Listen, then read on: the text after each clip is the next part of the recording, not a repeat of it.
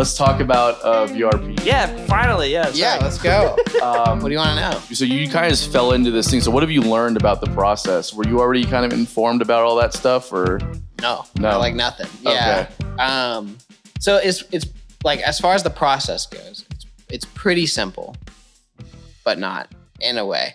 Like, actually melting the record and imprinting it is simple, but getting the device to imprint is not simple. But I don't really do that portion of it. So what we do like duplication, whereas like a lathe cut record, they put like a needle on a plate, and if that side of the record is 20 minutes long, it takes 20 minutes to make that record, or like that side of the record. You flip it over, you do another 20 minutes. What we do is we'll take a metal plate that has the inscription of the grooves on it and press it into plastic. So somebody has already done that lathe cutting process, put it into a piece of metal, and then we push it in the plastic. The tricky part is that since you are imprinting it onto this plastic, the grooves have to be negative, if that makes sense. Yeah. Because you're pushing it into this plastic, and then when you pull it up, it's the opposite of whatever Went in. Right. It's crazy to think about. What would the negative sound like? It would just sound like, because it's just so like every in my time mind, I'm like, yeah, it's upside down music. Yes. Right? But no. So like, think about it. So that's what it is. You put the needle into a groove, right? Sure. Right? And it's etching along this groove. And this groove has little tiny microscopic hills and crests that this needle goes upon, and it reads it. Now, what's keeping this needle from just going all over the place? 2 walls. Right? So those 2 walls are flat. Oh, that's if you right. imprinted them upside down. Yeah, exactly. So it's like putting mountains down into something, you know? Yeah. Oh, it's like flipping a mountain. Sense. Yeah. And say the mountain is perfectly symmetrical. I get it. Yeah, so obviously if you put that on a record, it would sound, a record player, it would sound awful. Yeah, it would sound terrible. Yeah, okay. It would just be the whole time, because it's just a wall. And so, yeah, it's a lot of complicated shit before we get it. Right. When I get it, I put a plate on a piece of metal. I take a piece of plastic that's been melted down, put it on that metal, and then I crush it with about 5 tons of force. And then that plastic spreads over all of it. As that force is going down, you're getting 150 PSI of steam, which is like 400 degrees, going through this metal mold, heating it up, melting this plastic. And then it goes to, as it's still squeezing, it goes to just water going through the system, cools it back down. And then you have the record with a lot of excess around the outside from the plastic spilling over the mold. And then you cut off that excess and you got a record. And that's pretty much it. That makes it sound super simple, but the whole process of putting on a record goes like, you get the stamper, which is like the inscription of the grooves. You put it on the mold, you do a test pressing, you send it to the artist, make sure it sounds right. You pull all that back off, you go do other things, and then eventually get back to that artist. And you have to find, like, putting on like one of those stampers on a mold.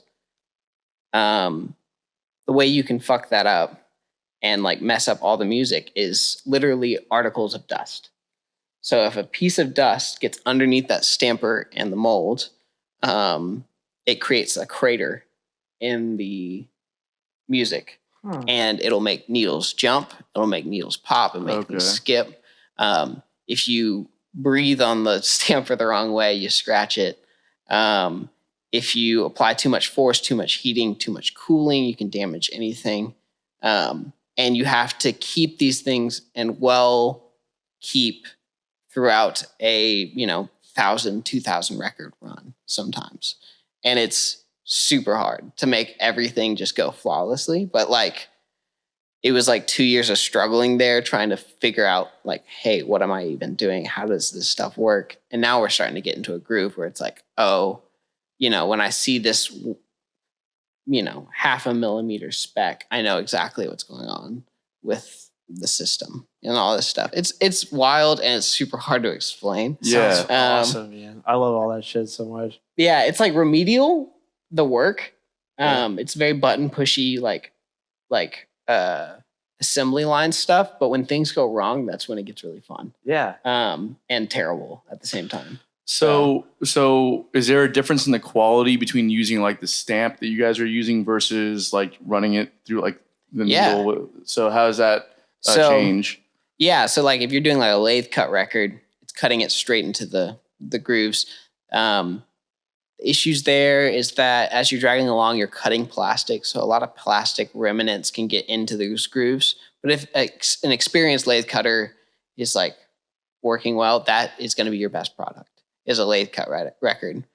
When we do it, it's for like mass production. It already has to go through that process before you guys can do your thing, right? Yes. So how do you work with local bands in order to get, because you guys worked with Flip Turn, right? Mm-hmm. So so they already had a record that went through the lathe process? Yeah. So like the lathe process is different for when you're making stampers and for when you're making a single cut record for somebody to go play right on their record player.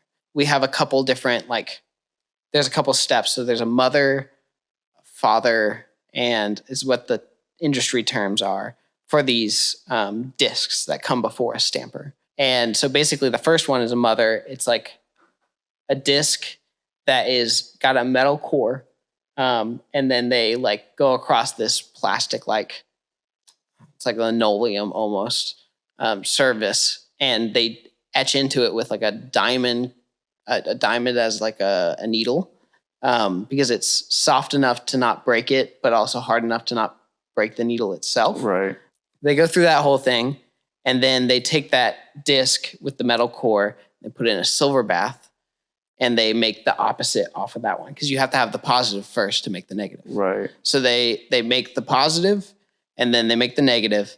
They duplicate that negative, and then they crimp it for our molds and like our design to mass produce.